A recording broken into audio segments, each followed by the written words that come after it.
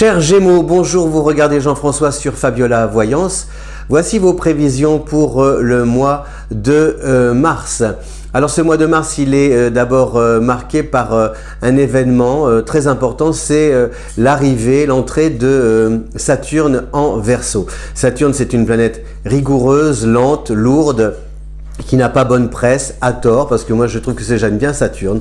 Je trouve que c'est une planète qui nous apprend l'humilité à force de travail, de persévérance, de ténacité, de discipline, de méthode. Et voilà, en nous disant que non, il ne suffit pas de tendre la main pour prendre, pour devenir star, pour être riche. Parce que c'est pas comme ça que ça se passe dans la vie, si vous voulez. Qu'est-ce que tu veux faire quand tu seras grand? Je veux être connu. Connu, ce n'est pas un métier. Qu'est-ce que tu veux faire quand tu seras grand? Je veux être riche. Riche n'est pas un métier. Donc c'est parce que tu as du talent que tu peux acquérir une certaine notoriété, et c'est parce que tu as du talent et que tu travailles que tu peux gagner un peu d'argent, à moins vraiment d'être très chanceux. Mais est-ce que être chanceux, ça nous rend plus heureux? That's the question. Nous en parlerons avec le docteur Freud la semaine prochaine, si vous le voulez bien.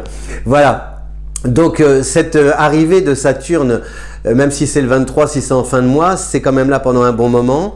Ça vous amène, chers Gémeaux, une réflexion, ça entraîne une réflexion par rapport à la manière dont vous voulez, dont vous entendez vous projeter dans l'avenir, comment, à quel rythme. Est-ce que vous formez des vœux que tout change comme ça sur un simple claquement de doigts, ou est-ce que vous êtes prêt, par exemple, ou prête à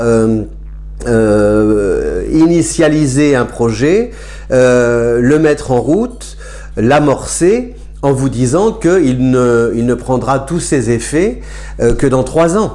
Ça fait peur quand on dit ça, mais souvent dans la vie, c'est un peu quand même la réalité. C'est-à-dire que quand vous lancez une entreprise, en général, il faut 3 ans pour pouvoir commencer à goûter, à récolter les fruits de vos efforts. Et aujourd'hui, comme le monde va tellement vite et qu'on est tellement dans l'urgence, 3 ans, ça nous paraît long. Et 3 ans, ça paraît long. Par exemple, quand on arrive à une quarantaine d'années, on se dit, oui, mais oh là là, j'ai perdu du temps, j'aurais dû faire ça. Et en même temps, si je veux faire autre chose, oui, mais je n'ai plus beaucoup de temps. Et ce raisonnement-là, attention, il est déstabilisant parce que, en fait,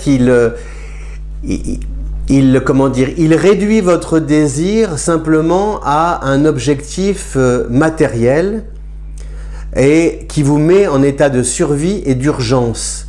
Et vous oubliez en fait ce qui vous anime au plus profond de vous.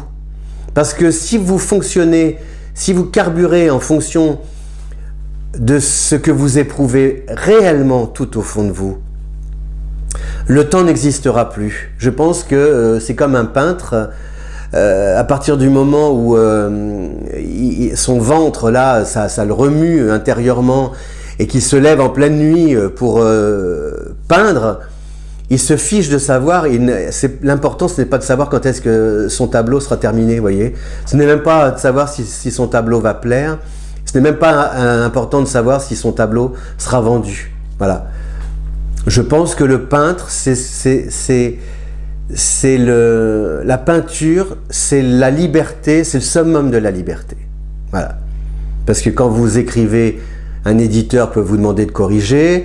Quand vous faites de la télé, de la radio, on peut vous demander de modifier, nuancer. Ou alors même vous qui me regardez pouvez dire « Ah là, Jean-François, tu nous fatigues avec ceci, avec cela. On n'aime pas ton vocabulaire, on n'aime pas ta tenue, on n'aime pas ta barbe, on n'aime pas machin, etc., etc., etc. » Alors que le peintre, le musicien, c'est pareil. Sa maison de disque peut lui dire « Ah, tu devrais changer ça, une note ici, une note là. » Alors que le peintre, il peint, basta, il peint comme ça, il tourne, il vous montre. Que ça vous plaise, ce n'est pas son problème. Si ça ne vous plaît pas, c'est pas son problème non plus, ça ne lui appartient plus, il est déjà ailleurs. Et c'est ça qui est magique, parce que je pense que c'est ça, être libre. Enfin bon, on n'est pas là pour philosopher, n'est-ce pas la gazelle? On est là pour parler de vous.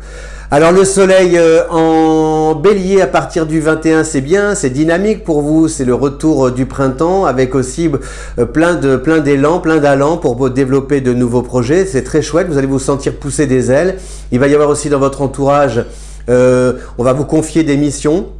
On va vous adresser des propositions, quelque chose d'inattendu, de nouveau, de neuf, qui va vous peut-être stimuler et vous motiver, soit à partir, soit à changer de service, soit à lancer votre propre activité. On a Mercure qui est en Verseau à partir du 5. Ça aussi c'est bien, mais attention, Mercure reste rétrograde jusqu'au 10, ça veut dire qu'il y a des remises en question, et si vous signez par exemple quelque chose, il faut vraiment que vous mesuriez ce à quoi ça vous engage. Voilà, ne signez pas à la légère, même un prêt par exemple immobilier, 25 ans, 20 ans, 15 ans, j'en sais rien, le remboursement, le montant des remboursements, savoir si vous pouvez tenir, si dans 2 ou 3 ans vous serez encore... Vous voyez, tout ça il faut l'évaluer.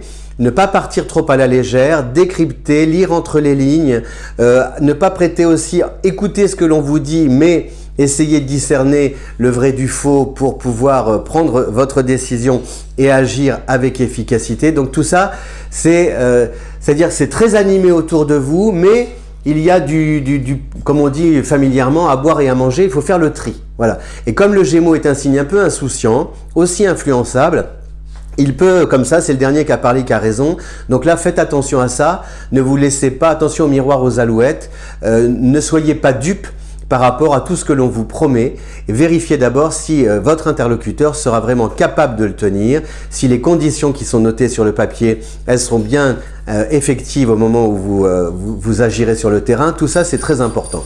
On a Vénus aussi qui est en... J'ai vu un petit oiseau. En bélier jusqu'au 5, après qui passe en taureau.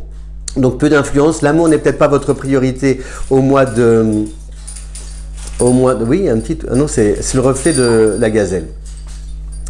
N'est pas votre priorité peut-être au mois de mars, mais par contre Vénus sera votre priorité au mois d'avril et pour un petit moment parce que Vénus va séjourner longtemps dans votre signe à partir du 4 avril, on en reparlera. Donc là pour l'instant on est vraiment dans une période un peu... comment dire, marqué par l'influence de Vénus, de Mercure qui arrive en Verseau et par l'influence aussi de Saturne qui arrive en Verseau.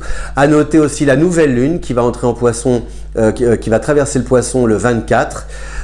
Donc il peut y avoir là, comme ça forme un carré avec le Gémeaux. Attention à des leurres, à des mirages, à des illusions, quelque chose ou une déception. Par exemple, si vous vivez une histoire d'amour, si elle est toute neuve, il peut y avoir un mensonge, une trahison, un abus de confiance. Il faut être prudent par rapport à cette histoire, ne pas bâtir de plans sur la comète, sinon vous risqueriez de tomber de haut.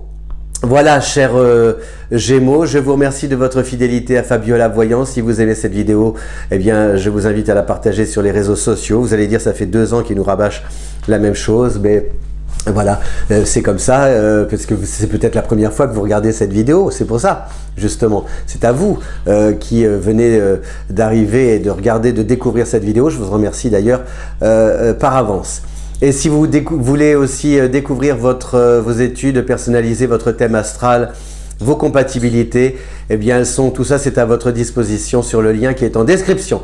Merci, à bientôt, ciao!